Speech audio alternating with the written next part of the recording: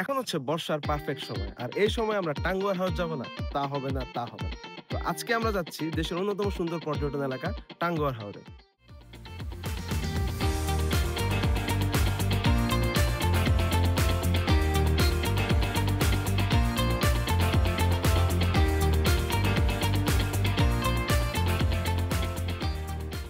তো আমি এখন বর্তমানে আছি বাংলাদেশের সবচেয়ে ব্যস্ততম রেল স্টেশন কমলাপুর রেল স্টেশনে। এখানে আপনাদেরকে ছোট্ট একটা টিপস দিয়ে রাখি। আমাদের এক বড় ভাই আমাদের সাথে আসার সময় ঢুকতে সিগারেট খাচ্ছিল, যার কারণে রেলওয়ে কর্মচারী ওনাকে ধরে নিয়ে যায় এবং ওনাকে মোটামুটি 300 টাকা ফাইন করে দেয়। তো সবার প্রতি একটাই টিপস যে রেল স্টেশন যখন আসবেন সিগারেট খেতে খেতে আসবেন। হ্যালো ভাই, আমরা এখন যাচ্ছি সুনামগঞ্জ। আর ওটা বলো যে like comment share and subscribe. তারপরে আমরা ঘুরবো ওটা লেগে টাঙ্গুয়ার হাওর। টাঙ্গুয়ার হাওরে ঘোরার জন্য আমাদের সাথে আছে কিছু আন্তর্বান্ধব।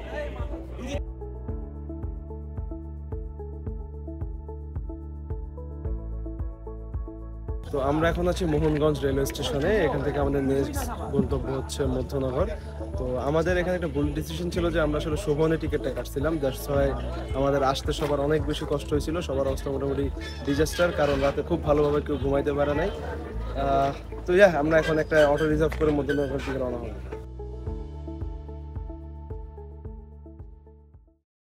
তো এখন সময় 7:10, আমরা পৌঁছে গেছি মূলনগর ঘাটে, যেখান থেকে আমাদের বোটটা ভাড়া করা লাগবে। তো আমরা হচ্ছে এখান থেকে বোটটা ভাড়া করে দেন যাব। আমাদের এখন ফ্রেন্ড হচ্ছে সবচেয়ে ডিফিকাল্ট যে কাজটা, সেই কাজটা করতেছে, বোটটা ভাড়া করতেছে। অনেকের সাথে কথা বলছে, বাট বোটটা ভাড়া হচ্ছে না, কারণ আসলে যে টাকাটা চাচ্ছে সেটা আমাদের বাজেটের বাইরে। তো আমাদের এখন কাজ হচ্ছে বাজেটের মধ্যে আমাদের বোটটা ভাড়া করা। ফাইনালি আমরা আমাদের বোটটা ভাড়া করে ফেলছি। এখন আমরা যাচ্ছি হচ্ছে বাজারের দিকে, বাজারে গিয়ে বাজার করবো। ডিটেইলসটা আপনাদের দিয়ে রাখি। আমরা হচ্ছে যে বোটটা ভাড়া করছি তার ক্যাপাসিটি হচ্ছে আপনারা 16-17 জন থাকতে পারবেন চাইলে, বাট আরামসে থাকতে চাইলে 12 থেকে 14 জন। কিন্তু আমরা আছি মাত্র মানুষ 8 জন। আমরা 8 জন মিলে বোটটা ভাড়া করছি। আমাদের ভাড়া পড়ছে 27,000 টাকা। আপনারা যদি শুক্রবারে আসেন তখন আর একটু বেশি পড়বে, আর আমাদের মতো যদি রবিবার, সোমবার, মঙ্গলবারের দিকে আসেন তবে এইরকম একটু ভাড়া পড়বে, রেঞ্জ 25 থেকে 30-এর মধ্যে। তো এখানে আসলে বোট ভাড়া করতে আপনাকে অনেক বেশি বার্গেনিং করা লাগবে। আমাদের অনেক বেশি বার্গেনিং করা লাগছে, অ্যাজ লাইক গরু বাজারের মতো। তো আপনারা যদি বার্গেনিং করতে পারেন তাহলে মোটামুটি একটা রিজনেবল প্রাইসের মধ্যে পাবেন, আর যদি বার্গেনিং করতে না পারেন তাহলে এই যে আমরা যেমন ধরা খেয়ে গেছি আপনারা ধরা গেছে।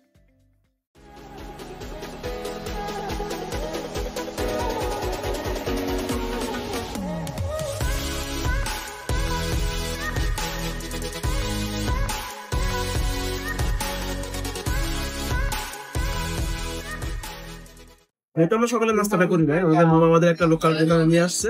আমরা এখন সকালে নাস্তাটা করবো। এখানে আমরা বেশি কিছু নিয়ে নিই, আমরা জাস্ট পরোটা নিয়েছি আর ডাল ভাজি নিয়েছি, যেহেতু সকালে খাবার একটু হালকা খাওয়ানি খেতে যাচ্ছে। তো আমরা এখন আসছি মধ্যমণি বাজারে। আমরা এখান থেকে আমাদের আজকে দুপুর এবং রাতের যেসব প্রয়োজনীয় খাবার দাবার আছে সেগুলো বাজার করে নিছি। আমাদের সাথে আমাদের গাইড ছিল, যিনি হচ্ছে আমাদেরকে এই বাজারগুলো ঘুরে দেখাচ্ছি। সেখান থেকে আমরা মোটামুটি দামাদামি করে জিনিসপত্র কেনা লাগছে। এখানে যারা আসবেন চেষ্টা করবেন দামাদামি করে জিনিস কেনার, না হলে হচ্ছে গিয়ে কি একটু দাম বেশি পড়ে যাবে সব জিনিসের। তো আমরা পৌঁছে গেছি টাঙ্গুয়ার হাওর। এখান থেকে আমরা ছোট নৌকা করে ওয়াচ টাওয়ারের দিকে ঘুরতে যাব। এটা হচ্ছে আমাদের নৌকা। তো মোটামুটি হচ্ছে যারা সাঁতার পারেন তারা হচ্ছে কি লাইফ জ্যাকেট ছাড়াও যেতে পারেন, আর যারা সাঁতার পারেন না তাদের জন্য ম্যান্ডেটরি হচ্ছে লাইফ জ্যাকেটটা নেওয়া। তো আমার ফ্রেন্ডরা হচ্ছে লাইফ জ্যাকেট পরে নিছে। আমি সাঁতার পারি তাই লাইফ জ্যাকেট এখনো পরি নাই, একটু পরে আমিও পরে নেবো। তো সবাই পড়ছে, আমি না পড়লে কেমন দেখে।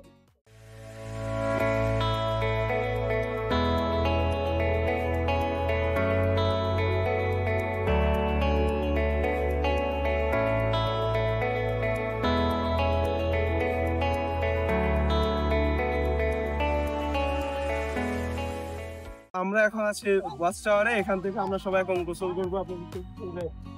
খুব সুন্দর ভিউ। এই জায়গাটা আসলে আমরা মূল টাঙ্গুয়ার হাওর নামে চিনি। সবাই যত ভিডিও আপলোড করে এই জায়গাটাতে এসে করে, এখানে সবাই গোসল করে। এখানে পানিটা একেবারে বুক পরিমাণ। যারা সাঁতার পারেন না তাদের জন্য এই জায়গাটা আসলে সেফ। সবাই টাঙ্গুয়ার আস্তে আস্তে আস্তে সাইডে। ঠিক আছে।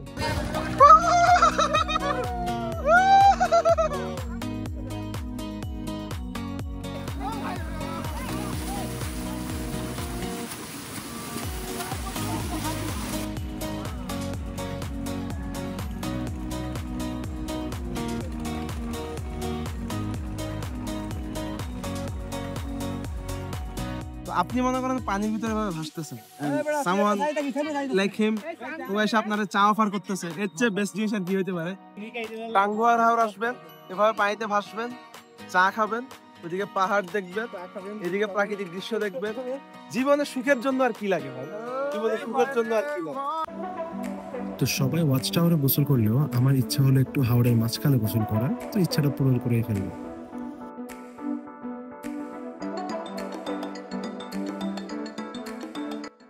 তো আমাদের মোটামুটি আমরা যে টাঙ্গা করে গেলাম সেখানে আমাদের ভিজাভিজি শেষ, আমরা সবাই আমাদের মজা করছি এখানে।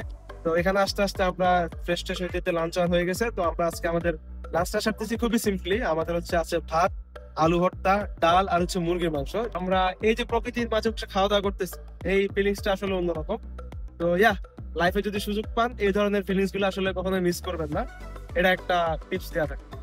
তো সবাই খাওয়া দাওয়া করে অনেক বেশি টায়ার্ড, সবাই মোটামুটি রেস্ট করতেছে এখন। বাট আমার কাছে মনে হয় যে ঘুরতে এসে রেস্ট করাটা ওয়ার্থ মেক করে না। আমি প্রত্যেকটা মোমেন্ট আসলে এনজয় করতে চাই, ঘুরতে এসে প্রত্যেকটা মোমেন্ট আমি এনজয় করতে চাই।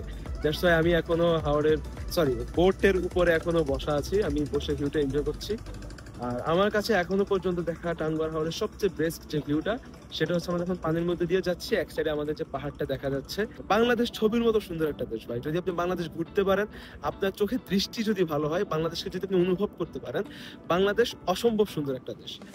আর হ্যাঁ, আরেকটা কথা আমি বলতে চাই, সেটা হচ্ছে ভাই জীবনের এত বেশি টাকা পয়সা দিয়ে কি হবে? আমার এজের মানুষের জন্য আমি বলতেছি, বা এত বেশি অনেক কিছু নিয়ে চিন্তা করে কি হবে? একটু লাইফটা এনজয় করি, আমরা লাইফটা ঘুরি ফিরি, বাংলাদেশটা দেখি, বিশ্বটা দেখি। জীবনে বাঁচবো কয়দিন? একটু ঘুরে ফিরে তো বাঁচাটা দরকার, তাই না? জীবনটা তো একটু উপভোগ করা দরকার, দেশটা দেখা দরকার, দুনিয়াটা একটু দেখা দরকার। টাকা পয়সা আল্লাহ যদি দিয়ে কখনো হবে, না হলে যদি না হয়, যদি লাইফে ফেলিওর হয়ে যে রিক্সা চালায় জীবন যাপন করবো, তাও তো একটা সময় বলতে পারবো যে দেশটা আমি দেখেছি, বিশ্বটা আমি দেখেছি। তো আমরা এখন আছি টেকেরহাট বাজার। এখান থেকে আমরা অটো করে লাকমাছড়া, নীলাদ্রি লেকের দিকে যাব। আমরা মাত্র বাজার থেকে বেরোলাম, আমাদের আজকে রাতে খাওয়ার জন্য আমরা হাঁস কিনছি এখান থেকে। তো এগুলো আজকে রান্না বান্না হবে, রাতে খাবো। আর এখান থেকে আমরা অটো করে চলে যাবো লাকমাছড়ার দিকে।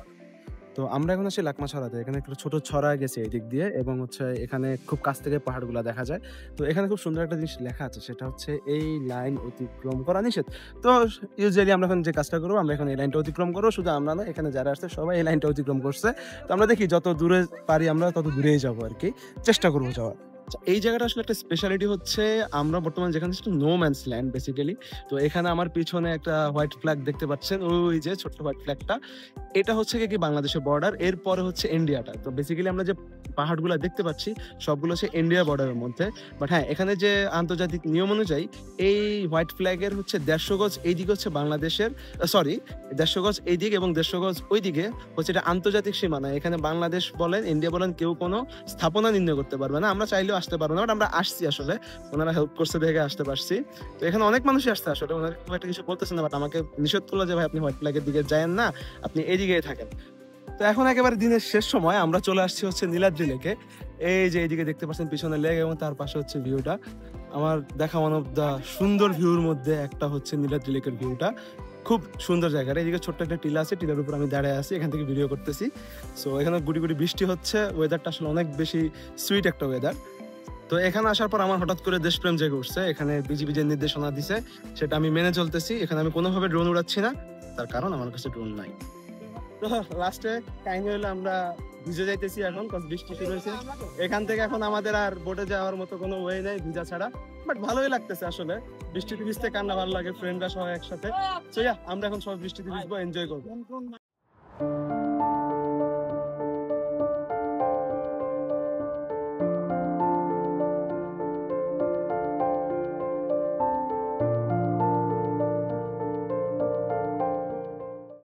আমরা হচ্ছে সবাই কার্ডস খেলতে বসছি। এখান থেকে আমাদের সামনে যে ভিউটা, এটা খুবই অসাধারণ। অনেকগুলা বোট নোঙর করা আছে, এবং তার একটু পরে হচ্ছে গিয়ে কি বাংলাদেশের বর্ডার, বাংলাদেশ ইন্ডিয়ার যে বর্ডারটা, সেখানে অনেকগুলো সুন্দর সুন্দর লাইট চলতেছে, এবং নিচে হচ্ছে আমাদের রান্না বান্নার কাজটা চলতেছে, মামা আমাদের রান্নাটা করতেছে। তো এই মোমেন্টে বসে আসলে কার্ডস খেলার মজাটাই অন্যরকম। নর্মালি তোমরা সবাই কার্ডস খেলি, বাট এইরকম একটা এনভায়রনমেন্টে বসে কার্ডস খেলার মজাটা আসলে ডিফারেন্ট লেভেলে চলে যায়। এখন বাজে ভোর 5টা, আমি মাত্র ঘুম থেকে উঠলাম। This is the view from my room. ভাই জীবন আর কি লাগে, ঘুম থেকে উঠে যদি আপনি আমাদের একটা সিন দেখতে পারেন। আর মজার বিষয় হচ্ছে, ক্যামেরাতে দেখাতে পারছি কিনা জানি না, একটা ছোট রংধনু উঠছে, অনেকদিন পর রংধনু দেখলাম। তো আমি এখন আছি আমার হাউস বোটের ছাদে। আমি ঘুম থেকে উঠে ছাদে চলে আসছি, কারণ আমি কোনোভাবে গোল্ডেন আওয়ারের ভিউটা মিস করতে চাই না। আপনি কোথাও ঘুরতে গেলে সবচেয়ে বেস্ট ভিউটা পাবেন গোল্ডেন আওয়ারে। আর গোল্ডেন আওয়ার যারা বুঝেন না তার জন্য শর্টলি বলে দিচ্ছি, সূর্য ওঠার আধা ঘন্টা থেকে 1 ঘন্টা পরে যে সময়টুকু আছে এবং সূর্য ডোবার আধা ঘন্টা থেকে 1 ঘন্টা আগের যে সময়টুকু আছে এই টাইম লাইনটুকুকে গোল্ডেন আওয়ার বলা হয়। যে কোনো জায়গার বেস্ট ভিউটা পাবেন এই গোল্ডেন আওয়ারে। ঘুরতে যাবেন, গোল্ডেন আওয়ার মিস করবেন মানে আপনি দেখার 50% মজা আপনি মিস করে ফেলছেন। তো আমি মামাকে রিকোয়েস্ট করে নৌকাটা কিছুক্ষণের জন্য চালাই। আমি এর আগেও নৌকা চালানোর অভিজ্ঞতা ছিল, তবে হাওড়ের মধ্যে নৌকা চালানোর এক্সপিরিয়েন্সটা আসলেই ডিফারেন্ট।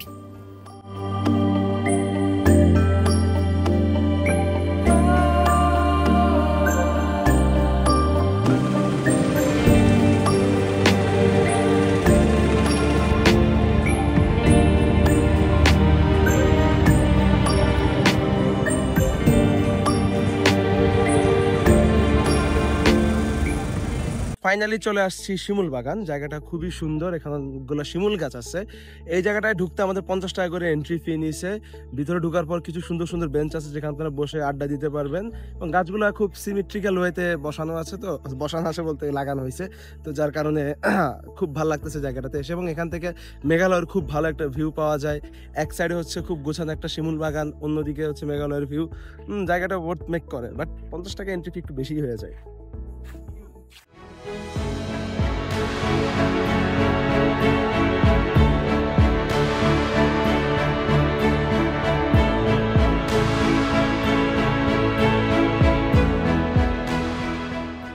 তারপর আমরা সবাই বোটে ব্যাক এসে সবাই খুব সুন্দর সুন্দর গান গাইছিলাম, প্রকৃতিটাকে উপভোগ করছিলাম। তুমিও কি আমার সাথে ভিজবে পথে হাত জড়িয়ে, এক গুচ্ছ কদম হাতে ভিজতে চাই তোমার সাথে।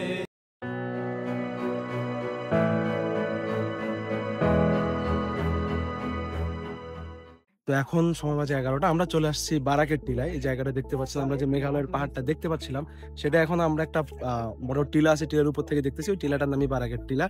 তো জায়গাটা আসলে অনেক বেশি সুন্দর, আর এই যে এইদিকে অনেক বেশি গ্রিনারি। তো এখান থেকে ভিউর সবচেয়ে মজার বিষয়টা হচ্ছে আপনি এই যে লেকটা এবং পাহাড়টা খুব সুন্দরভাবে দেখতে পারবেন। অ্যান্ড হ্যাঁ, ওইদিকে ইন্ডিয়া দেখা যাচ্ছে, এবং এদিকে খুব সুন্দর একটা বড় বাগান আছে যেটা অনেক বেশি গ্রিনারি। এখানে মানুষজন যাচ্ছে, ছবি তুলতেছে, এবং আমাদের আসার যে পথটা এইদিকে আসলে অনেক বেশি মানুষ। তো টেকনিক্যালি চিন্তা করলে আমরা এখন আছি ইন্ডিয়াতে। এখান থেকে ভিউটা দেখতে পাচ্ছেন আপনারা, খুব বেশি জোস। এবং ওইদিকে ছোট্ট একটা ঝর্ণা এখান থেকে দেখা যাচ্ছে, জানি না আমার ক্যামেরাতে দেখা যাচ্ছে কি যাচ্ছে না। আর জায়গাটা অনেক বেশি অস্থির। তো আমরা এখন চলে আসছি জাদুকাটা নদীর তীরে, বালুর চর যেটাকে বলা হয়। এখানে আমরা সবাই একসাথে বসে মুড়ি মারতেছি, মুড়ি মাখা খাচ্ছি। এরপর হচ্ছে আমরা এদিকে সবাই যে গোসল করতেছে, সবাই গোসল করতে যাবো। আমরা এখানে ছোট্ট একটা প্রবলেম হয়েছে, আমাদের লাইফ জ্যাকেট ম্যানেজ হয় নাই। লাইফ জ্যাকেট ম্যানেজ হলে তারপর আমরা এখানে যাবো। তো ফাইনালি আমাদের লাইফ জ্যাকেটের সমস্যাটা সমাধান হয়েছে, যদিও আমার ভাগে পড়ে নাই, বাট প্যারা আমি সাঁতার পারি। আমার ফ্রেন্ডরা বাকিরা যারা লাইফ জ্যাকেট নিয়ে মজা করতেছে। তো এই জায়গায় এসে আসলে এই যে পাহাড় আছে, পাহাড়ের মাঝখানে আসলে গোসল করার যে মজাটা, এটা ফ্লেভারটাই অন্যরকম। তো এখানে যারাই আসবেন, ফার্স্ট অফ অল আগে থেকে এনশিওর করে নেবেন আপনাদের কাছে লাইফ জ্যাকেট আছে কিনা। দেন এসে আপনাদের নৌকা নিয়ে আর ওইদিকে যাওয়া, পানিতে গোসল করতে পারেন। যদি সাঁতার না পারেন তবে যাওয়ার দরকার নাই, বাট এখানে গোসল করতে অনেক বেশি ভালো। ফাইনালি আমাদের ট্রিপটা এখানেই শেষ হচ্ছে, আমরা প্রায় পৌঁছায় গেছি। তো এখন বিকাল বেলা সবাই অনেক বেশি টায়ার্ড। আমার তো অলরেডি জ্বর চলে আসছে, আমি লাস্ট 2 আওয়ার্স যেমন ঘুমাইছিলাম ওষুধ খেয়ে। এখন হচ্ছে একটু বিকাল বেলা ভিউ গুলো দেখতে দেখতে চা খাচ্ছি। খুব বেশি ভালো লাগতেছে চাটা খেতে, শরীরে একটু এনার্জি পাচ্ছি। আমাদের মোটামুটি আজ ট্রিপটা এখানে শেষ, এরপর আমরা বাস ধরে চলে যাবো।